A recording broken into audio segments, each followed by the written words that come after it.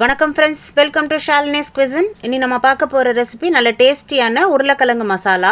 பூரிக்கு சைட் டிஷ்ஷாக சூப்பராக இருக்கும். ஹோட்டலில் சாப்பிட்ற அதே டேஸ்ட்டோடையும் இருக்கும். இது செய்கிறது ரொம்ப சிம்பிள் தான். இதோட இன்க்ரீடியன்ஸ்லாம் நான் டிஸ்கிரிப்ஷனில் கொடுத்துருக்கேன், செக் பண்ணி பார்த்துக்கோங்க. வாங்க இது எப்படி செய்யலான்னு பார்க்கலாம். இப்போ குக்கரில் கழுவி சுத்தம் பண்ண ஒரு 4 உருளைக்கிழங்கு சேர்த்துக்கலாம். இப்போ இந்த உருளைக்கிழங்கு முழுகிற அளவுக்கு நம்ம தண்ணி சேர்த்துக்கலாம். இப்போ குக்கர் மூடி போட்டு ஒரு 4 விசில் வச்சிடலாம். உருளைக்கிழங்கு சீக்கிரமாகவே வெந்துடும்.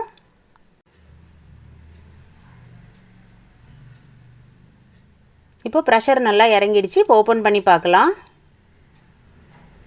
உருளைக்கிழங்கு நல்லா வெந்துடுச்சு. இப்போ இதை ஆற வச்சு தோல் உரித்து எடுத்துகிட்டு வந்துடலாம்.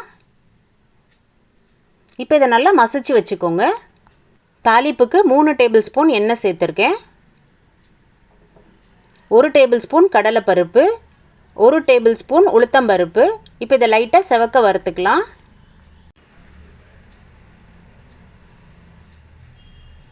அரை ஸ்பூன் கடுகு சேர்த்துக்கலாம். கடுகு நல்லா பொரியட்டும். கொஞ்சமாக கருவேப்பிலை, பொடியாக நறுக்குன்னு 2 பச்சை மிளகா,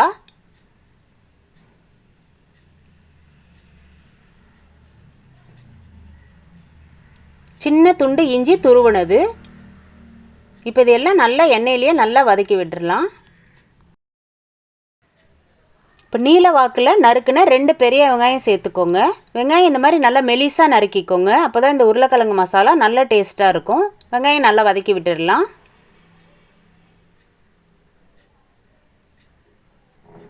இப்போ வெங்காயம் கொஞ்சம் வதங்கினோன்னா ஒரு 1/4 கப் பச்சை பட்டாணி சேர்த்துக்கோங்க. 1/4 கப் துருவின கேரட்.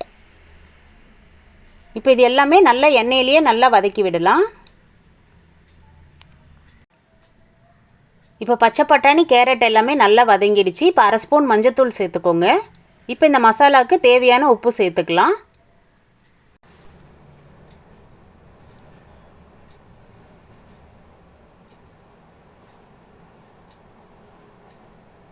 இப்போ கேரட்டும் பச்சை பட்டாணியும் நல்லா வேகட்டும். ஒரு 5 நிமிஷம் மூடி போட்டு வேக வைக்கலாம். இப்போ கேரட்டும் பச்சை பட்டாணி நல்லா வெந்துடுச்சு.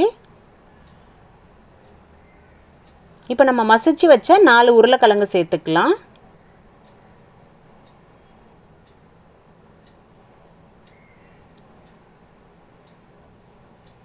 இப்போ இது எல்லாமே நல்லா ஒன்றா கலந்து விட்டுடுங்க.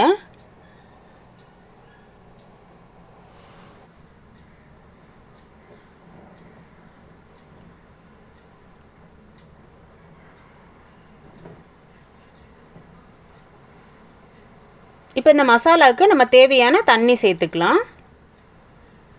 1 டம்ளர் தண்ணி சேர்த்துக்கோங்க. இப்போ இதெல்லாம் நல்லா கலந்து விட்டு உப்பு கரெக்டாக இருக்கான்னு செக் பண்ணிக்கோங்க.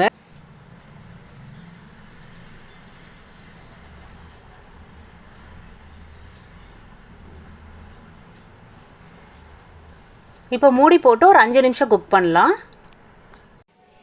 இப்போ ஓப்பன் பண்ணி பார்க்கலாம். மசாலா இன்னும் கொஞ்சம் கெட்டியாகணும்.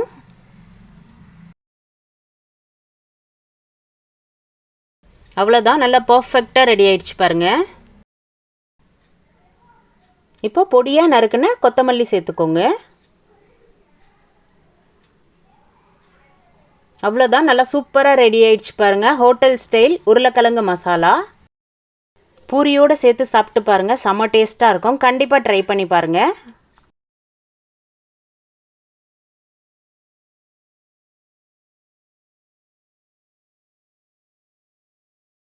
இந்த ரெசிபி பிடிச்சதுன்னா உங்கள் வீட்டில் நீங்களும் ட்ரை பண்ணி பார்த்துட்டு எப்படி இருந்துன்னு கமெண்ட் பாக்ஸில் கமெண்ட் பண்ணுங்கள். லைக் பண்ணுங்கள், ஷேர் பண்ணுங்கள். மறக்காமல் ஷாலினிஸ் குவிசின் யூடியூப் சேனலை சப்ஸ்கிரைப் பண்ணுங்கள். பக்கத்தில் இருக்க பெல் பட்டனையும் கிளிக் பண்ணுங்கள். அப்போ தான் நான் போடுற எல்லா வீடியோஸும் உங்களுக்கு அப்டேட்டாக வரும். தேங்க்ஸ் ஃபார் வாட்சிங்.